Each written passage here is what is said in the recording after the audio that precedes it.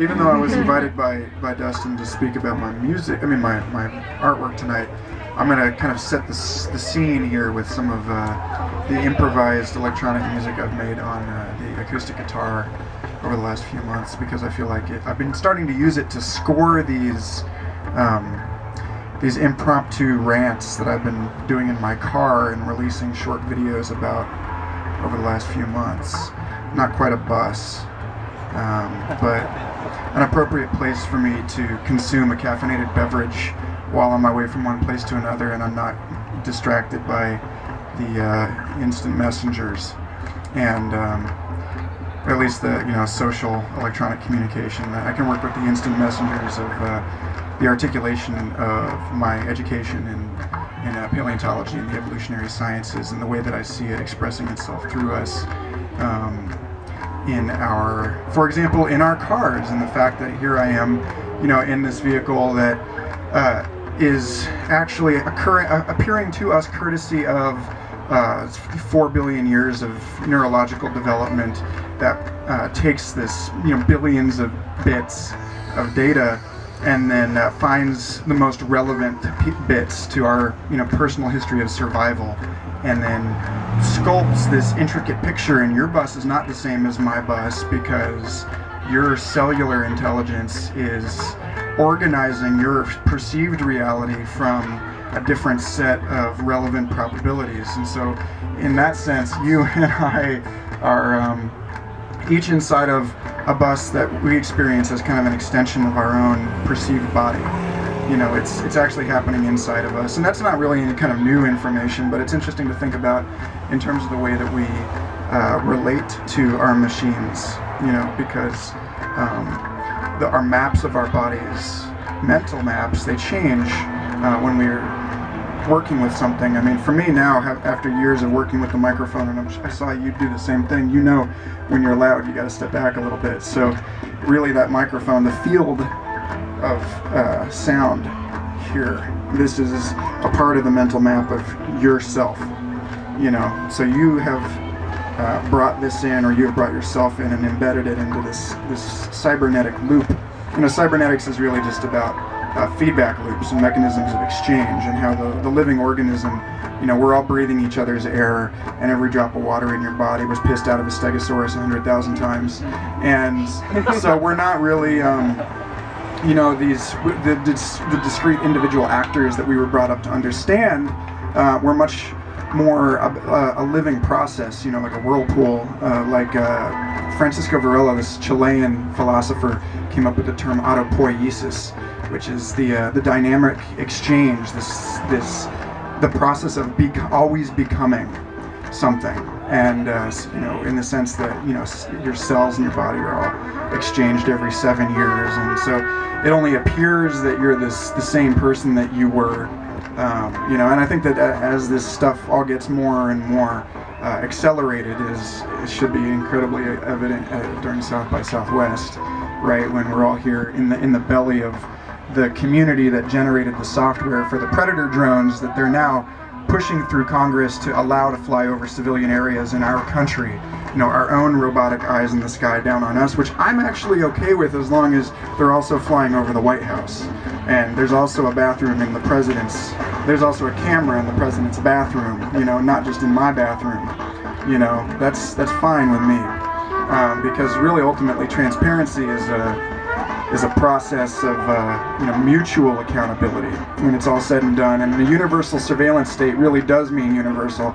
It means that when we talk about our nanotechnology and our genetic technologies getting out of hand, it's not just about Monsanto corn blowing into your field. It's also about anarchist surveillance dust that's like blown through the windows of the White House, and you can't get it out anymore. It's in everything. And these they actually talk about like dumb chips, these very minimal computing parts that generate simple signals and create a cloud. And the future is not in supercomputing. It's in these massive distributed networks of dumb parts, just like us. We're gonna have this everything technologically is going to mirror what we're already starting to see in these distributed wireless networks, you know, where everyone's phone is running its own server, you know, or where, you know, you've got your little radio chip in the credit card, you know, every little item will be ID tagged, and so all you have to do is blink and you'll know where everything is because it'll be coming up on your heads-up display, you know, and all your devices are talking to one another. And the whole thing is, like, this sounds really scary, but I was talking to John Perry Barlow, who co-founded the Electronic Frontier Foundation, and he's a guy who used to be a Wyoming cattle rancher, and he wrote lyrics for the Grateful Dead, and now he's at the head of his league pursuing the rights that we have to information, freedom to know, the right to know is what they call it. And I said to him, like, you know, but what do you think about all this in terms of, you know, the dissolution of privacy? Because he's very much against this whole, you know, they get to and we don't thing. And he said, well, you know, the funny thing is, like, most people in my generation, unlike most of them, I grew up in a small town, and in a small town there is no such thing as privacy. Everybody knows who's been sleeping with everybody else, and, you know, how long you've been in the bathroom, and it doesn't have the same effect on me to realize that this notion of the private domain has really only been around for the last 200-300 years, and even then only in a few scenarios. I mean, it's kind of difficult for us to remember at any given time that, like, most of what we take for granted as normal is actually just like the dirt on the end of the little white part of the fingernail of time up to this moment. And you know, for example, the book Sex at Dawn just came out, and it's a book studying the evolutionary anthropology of our species and making a very persuasive argument based on our relationship genetically and socially to our closest relatives, bonobo apes, that humans actually evolved in a communal sexual environment, and that only recently was this notion of social or sexual monogamy, which are also two different things. Most socially monogamous mammals are not sexually monogamous, but they do raise children with somebody, but that's another subject. But point being that over the course of most of our history, you know, we're talking about, you know, tribes of 200-300 people that regularly indulged in the sacramental consumption of some sort of psychedelic or otherwise mind-altering substance that dissolved the personal boundaries. You know, alcohol does this.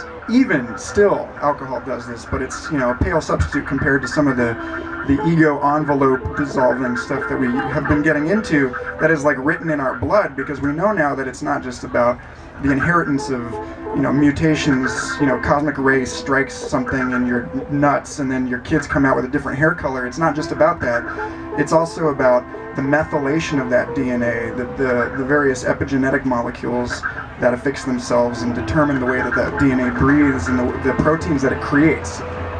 So there is such a thing as racial memory, and the tens of thousands of years of tribal orgies lives on in our blood, and we know this, and we're still operating on this unconscious principle to share. Like, everything that we're doing, all of the tension of the modern life is wrapped up inside of that impetus, the impetus for intimacy. The reason why, in the midst of this enormous conflagration of communication, we still think it's interesting to get 10 people onto a bus and have something cozy, because, you know, it's the same reason that, you know, that you know, say 10 years ago, that cell phone that my dad carries, we would throw it against a wall and break it sooner than use it now, because it's just not enough. You know, we need to be able to, like, show somebody the video of this, that, or the other thing, and it's because we are operating from this deep and profound desire that actually precedes us, you know, precedes the human, precedes, you know, thumbs and upright speech and all that stuff. That was me complimenting my trombonist on that one. But, you know, you see it in the electromagnetic attraction of the positron and electron, how they annihilate one another to create this third thing. You know, the Occident and the Orient, you know, coming together and releasing that potential energy in the boundary between our understandings and our focus on the individual and the collective. You know, in this global communication network now, I watched a movie a couple months ago called Proteus, which was the story of this scientific illustrator, probably one of the most important influences in my own work, to kind of bring it home here. This guy named Ernst Haeckel, and he was a Viennese painter, and he was given the charge of illustrating all of the new species of creatures that they brought up from the bottom of the sea. They were trying to lay the first transatlantic cable between London and New York in order to transmit stock prices from New York to London by telegraph. And when the first 2 times they did it, the cable broke, and it wasn't able to transmit prices. But you know, when they brought it back up, it was covered in all of this stuff. And so this film, Proteus, was about how Haeckel was essentially charged with illustrating the contents of our planetary collective unconscious, this transcendental unconscious, archetypally recognized as the oceanic floor, this unexplored lunar landscape, and how it was through our drive to connect with one another, it was through our desire, at first motivated, you know, by money and finance, in the same way that the internet was originally impelled as a communications network in case of a nuclear catastrophe. You know, that it was a DARPA project once upon a time, you know, and now it's become something much greater. But at first, this survival drive, you know, that causes us to reach out and connect, and in so doing, we discover the other, and then we realize that the other is part of ourselves. And that broken telegraph cable inspired the HMS Challenger to create the first circumnavigation of the globe as a scientific mission, you know, a dispensation of the Queen. And this work was brought back to Ernst Haeckel, and he drew it, all of these gorgeous, you've seen them, diatoms and deep sea jellies and all of these beautiful, intricate penwork pieces. And in so doing, he came upon, you know, just a few years after Darwin published The Origin of the Species, this notion that there was an underlying common geometry in all life expressing itself as the combinatorial mathematical exfoliation of the divine mind, that human beings were part of a continuum, the same continuum as starfish and praying mantises and, you know, cycads and lampreys, and it was God finding every possible way to take its form in the world. You know, that we have this one giant uber, this was, you know, 100 years before we were talking about fractals, but this one giant uber fractal within which all relative patterns remain. And he was the one who came up with this chart showing the embryonic development of all of these different lines of creatures and how they all started out so similarly, and then as they proceed, you know, there's a point just a couple weeks into pregnancy when all of us have gills, and then we lose those gills. And he came up with this phrase that ontogeny begets phylogeny, which means, or recapitulates phylogeny, which means that the development of the individual organism is like you're watching in miniature the history of the entire organism, you know, every generation and all of those things. And there's been a lot of controversy over that, but the point of it is that as we look everywhere, we see that there is that connective principle. And for me, I find it most profoundly in the life sciences. And that's, you know, what I'm trying to articulate here through this stuff, that we've now come to a point where it's that same web work, that same drive to connect, has brought all of the specializations back into contact with one another. You know, that this is it goes both ways. It's an omnidirectional expanse, that the more profoundly we become separated from one another, the more profoundly we become connected, because it was the same accelerating infosphere that led to the specialization of all knowledge, led to the splintering of all of these disciplines, made it impossible for any one human being to be a Leonardo or a Copernicus. These people, you know, a Newton. He was, you know, for one, he was a Mason, you know, he was an alchemist.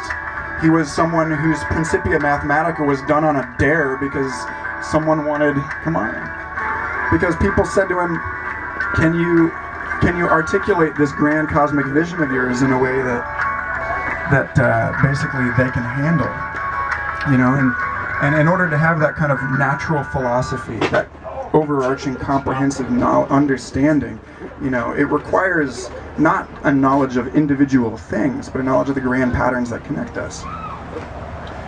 Let me see here.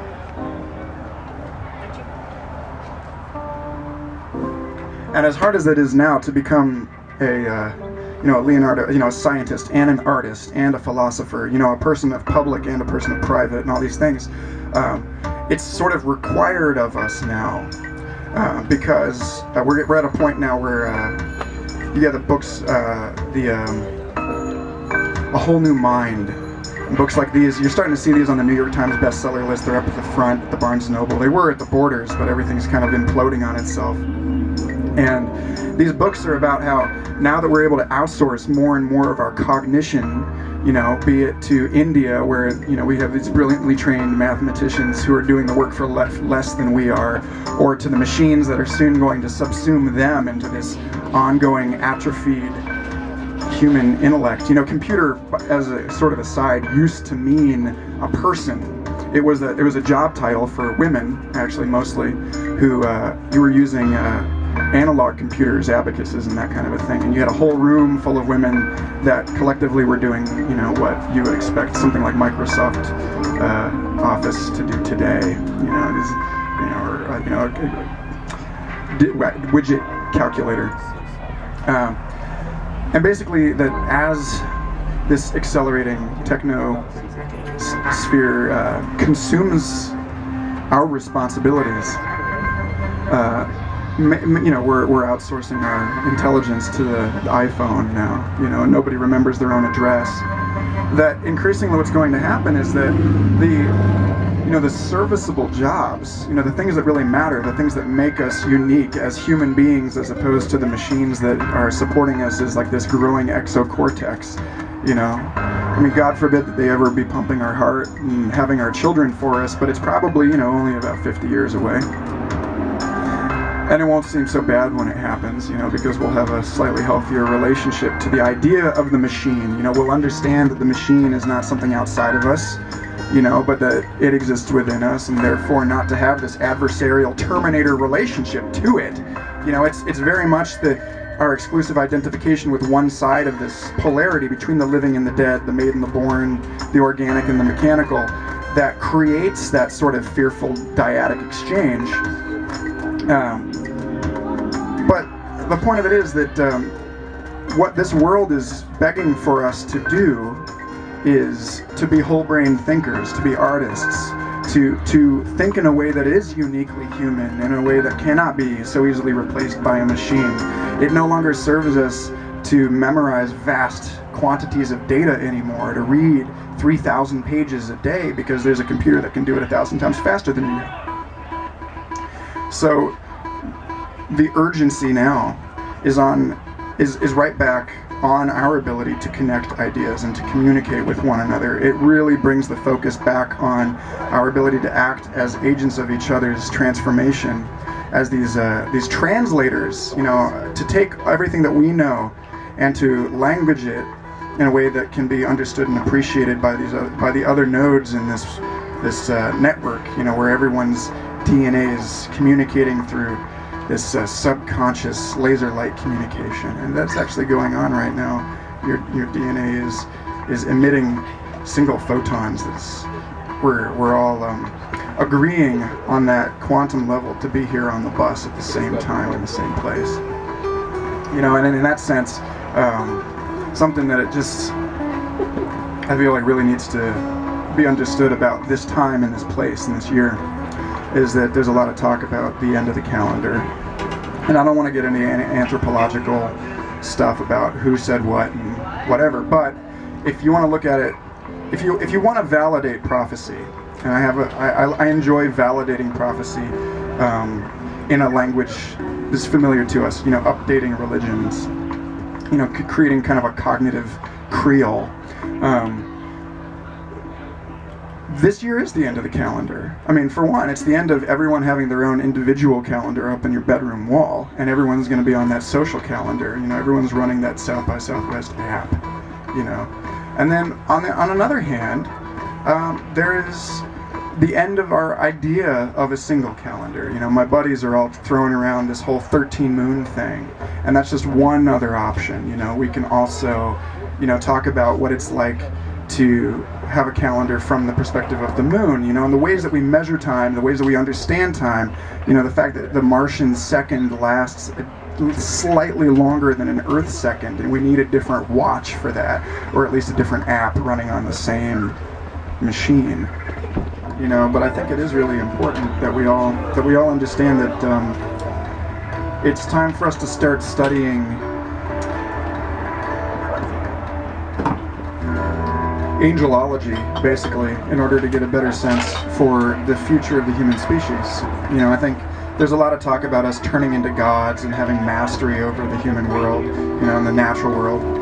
And while I don't necessarily condone a control-oriented paradigm, you know, I think that it's extremely unwise for us to believe that we can continue to muscle forward into these increasingly sophisticated cybernetic relationships with the world and expect to get anything more than, I mean, anything other than more embedded, you know, and really less in control. You know, Kevin Kelly, the guy who founded Wired magazine, wrote a book called Out of Control, which is all about this, which is about how technology is evolving on its own now. Microsoft Office is writing its own code.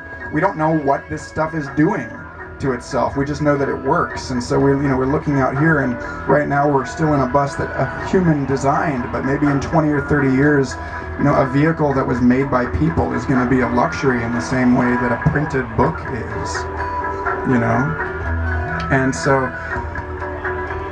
just as in science, you know, asking a question and having it answered raises 5 new questions, and our ignorance is expanding at an exponential rate greater than that of our knowledge, it's important to realize that we're just barreling deeper and deeper into a mystery in which all of us recognize one another as co-participants. And in that sense, you know, our inquiries, our science, you know, our explorations of the natural world are not taking us to a place of dominion, they're taking us to a place of humility and worship. You know, a relationship suddenly that we see the biosphere for what it is. You know, people talk about how great it used to be, but the truth of the matter is, archaeologically, that as human beings proceeded down the Indonesian isle chains to the Australians, they destroyed every large land creature in the way. There were huge 10-foot tall birds that used to live on that entire Australian subcontinent, and they were all eaten because all you have to do is get one to kick and then get another guy to come around and trip it. And so these are not people that were thinking about the circle of life and the colors of the wind, you know, and like you can't move a hand you're not aware is your own. And in that sense, we are coming into a greater control of things, because for the first time ever, we're recognizing the whole world as our body. You know, by the end of the year, Google is going to have released their heads-up glasses to replace the iPhone, and at that point, Google Earth is going to be never more than a nod away for some people. And you're going to be in orbit in a scalable dynamic view, you know, that goes down into the front of your house.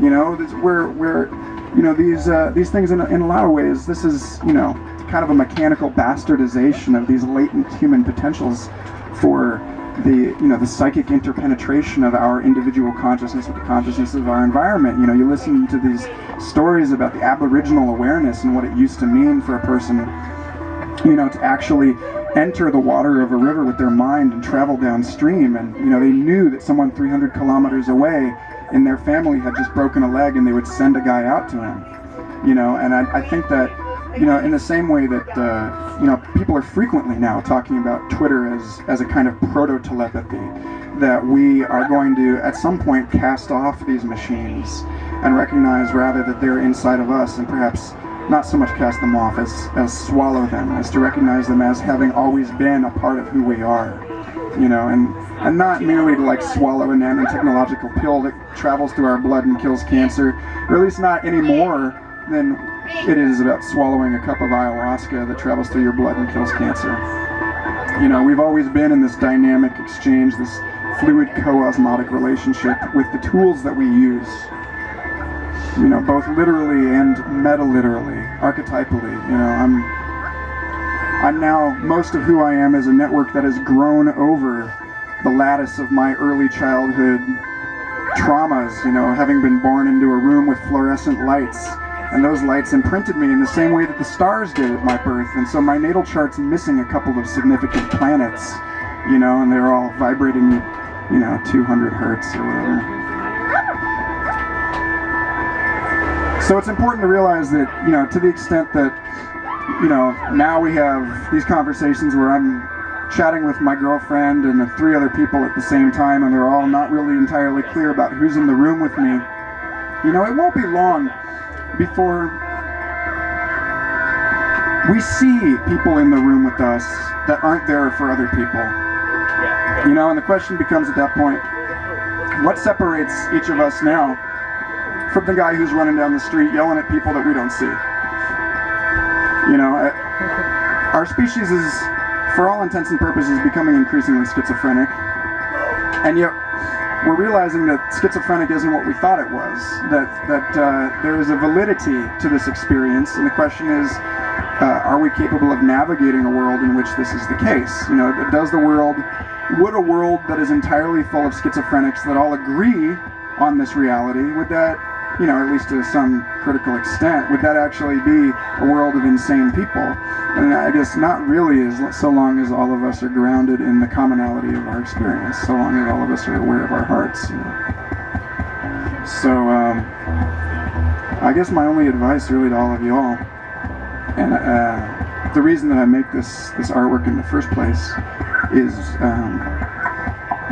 that I see a lot of this stuff coming down the pipe. Like Marshall McLuhan says, this isn't the world that we were made for exactly, but it's the world that we live in.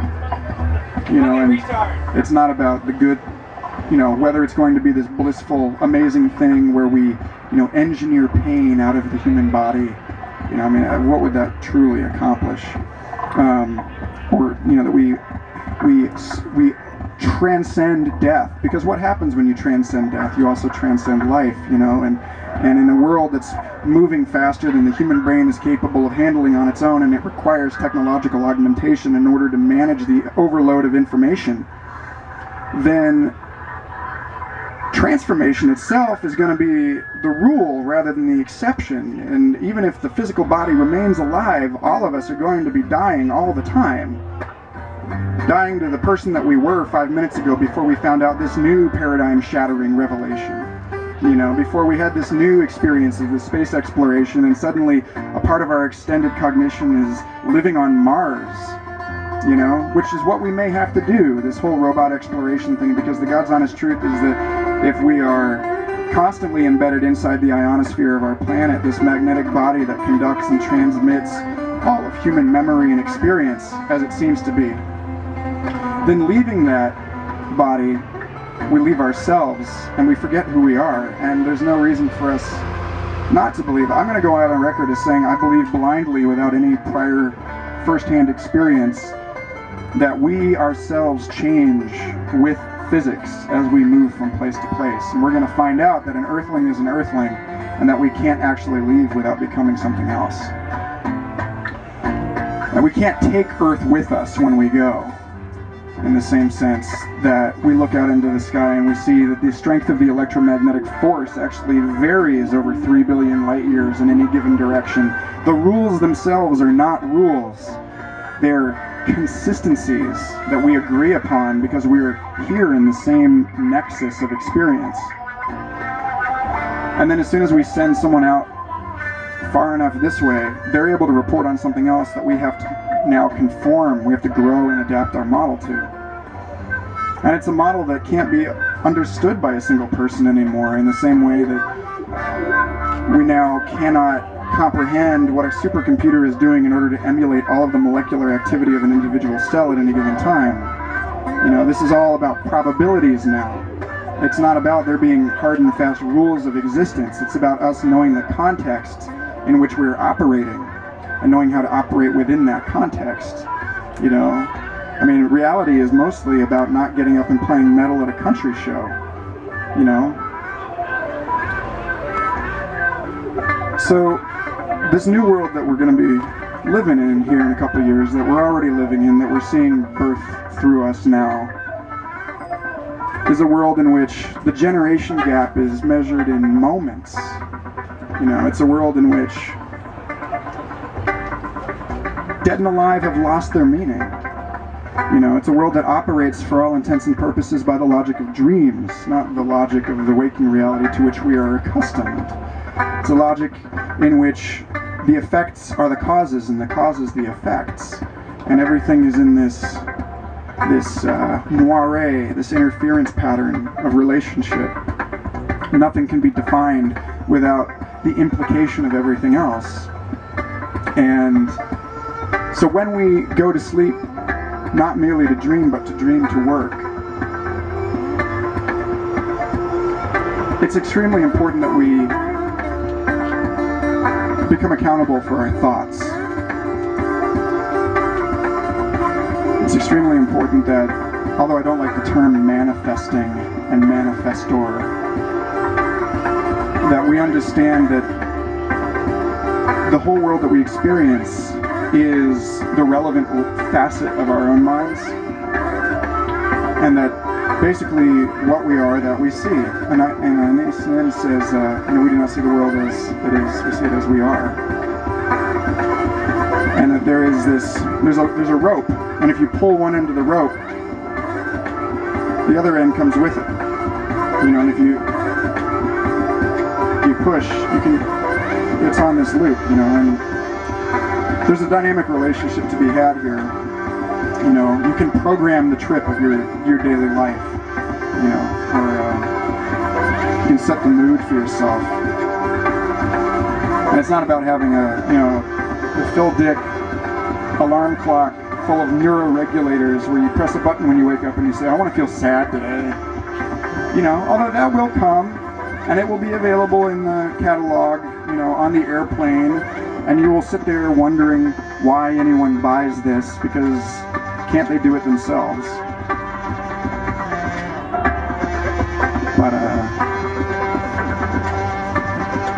all of these things I think are relevant, and they're relevant to what I do in any medium, and it's just insanely important to me that we all give this its due.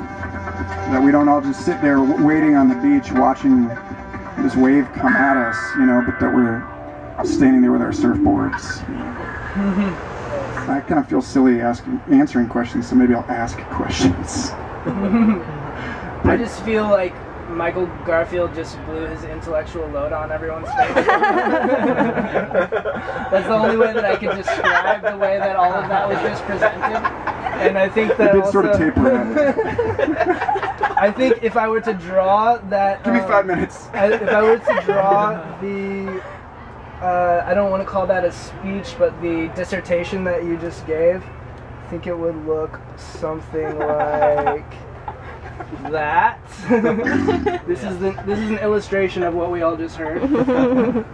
So if anyone was wondering how specifically those words are tied to this work, I think that's my interpretation of it. Yeah. Okay.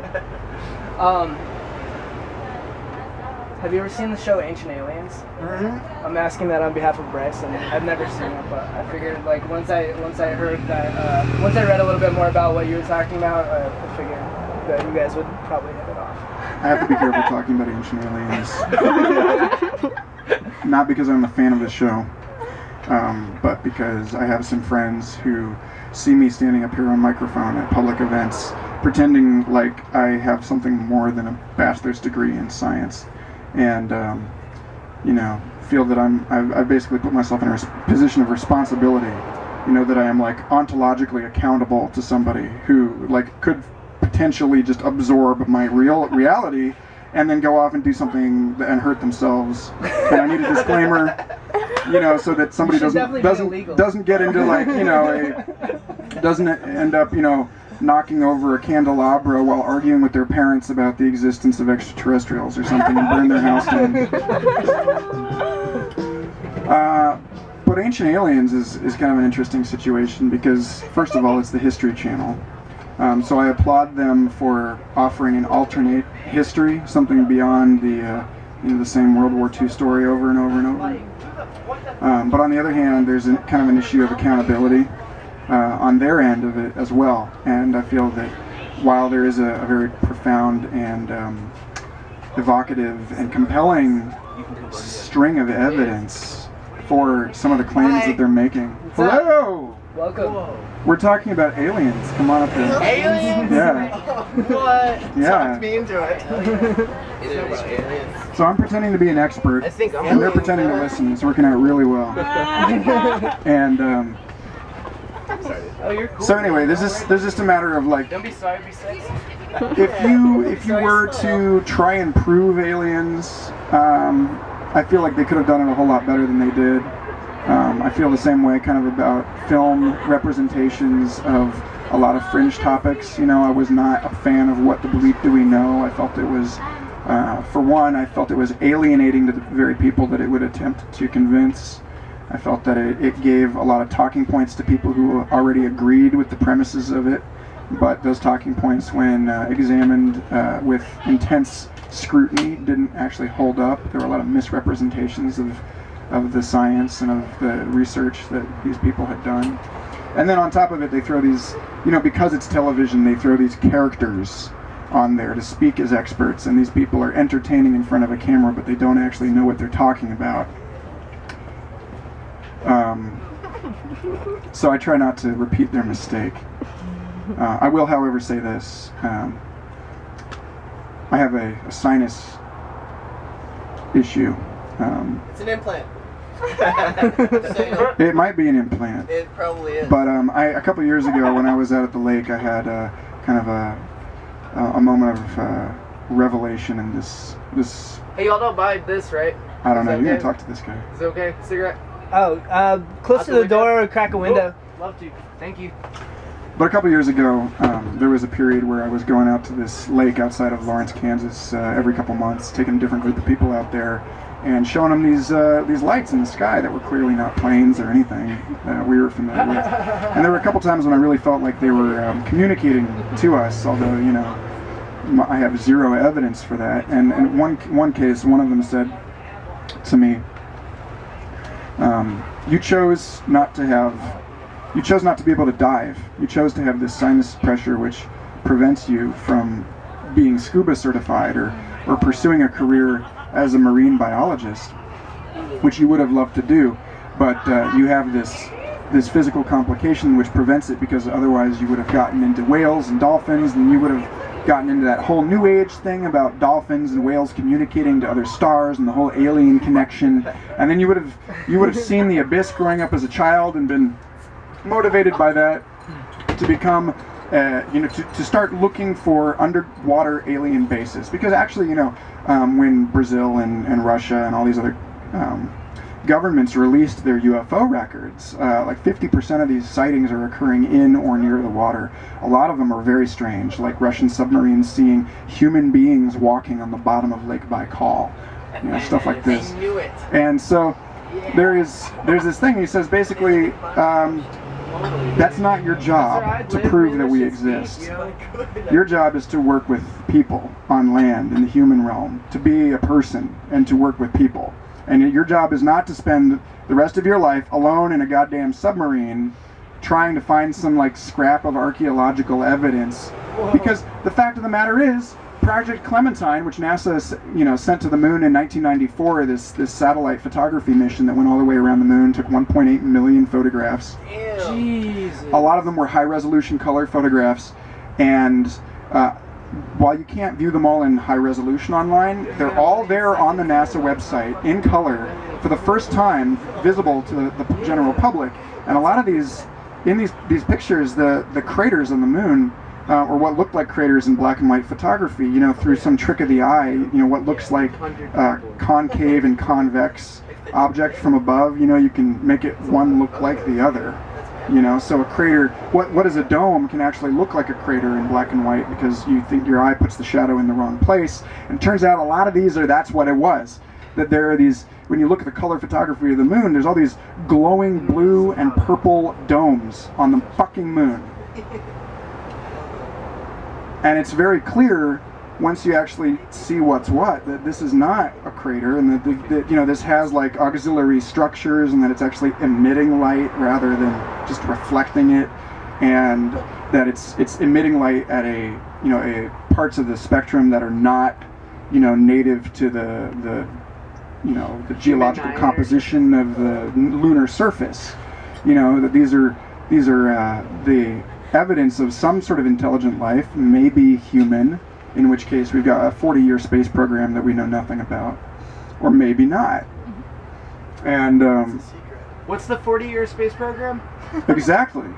Yeah. What I mean, does it have? Well, I mean, the last. I mean, you know, it's the last Apollo mission was in the 70s. You know, okay, so it's like. But you know, the point being that, you know, for those willing to travel down that particular rabbit hole, there is plenty of apparent evidence for extraterrestrial intelligences. I know, right? But I mean, I don't feel that Ancient Aliens, the television show, is doing a very good job. Thanks for the hospitality. Hospitality. You better start using that on the Facebook page. Rock out, y'all. Way to poetize. But yeah, I mean, I just don't. I don't think that pretty much everyone who's actually done the work to prove the existence of ancient aliens did it in the 70s or 80s, and all of the stuff that's going around now is pop crap. And for those who care to do the research, you can convince yourself either way. You know, I think that the skeptical rebuttal is actually fairly weak, because it usually focuses on specific pieces of evidence, and the fact of the matter is that it's like throwing rocks off of a mountain, and you know, you can put 100 people to full-time work on that for years, and you're still going to have a mountain. I also get into this whole thing about the resonant incarnations, basically, and the whole notion that, you know, if you were to do what the quantum physicists insist that we should do in order to understand things, that you have to view all moments in time as co-simultaneous. That was really good. And so, you know, it's not so much about past and future lives as it is about resonant lives all existing in some sort of chordal, you know, synchrony throughout the matrix of space-time. And so all of us, you know, if we're to look at the energetic influences that come together as each of us, those energies, you know, all started together in the seed of some singularity and blossomed into this whole thing. And so we don't, you know, each of us contains the multitude, and so holographically each of us is capable of accessing innumerable other lives and other worlds, and you might even go so far as to say that the bulk of our experience as human beings is extraterrestrial. And so in that sense, you know, each of us is more ET than Earthling, and you know, we are also in that sense all the agents of a galactic destiny that is prior and post whatever our role on this planet may be. So I don't really feel the need to go around waving a flag convincing people that aliens exist.